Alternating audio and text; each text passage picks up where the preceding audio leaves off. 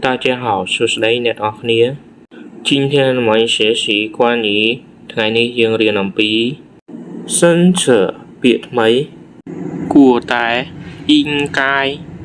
អ៊ីងកាយអ៊ីងកាយដូចជាឧទាហរណ៍ពីយូ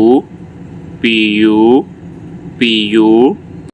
ទោះបីទោះជា虽然虽然虽然តាមពិតជាការពិត其实其实其实តាំងពីចាប់តាំងពី由于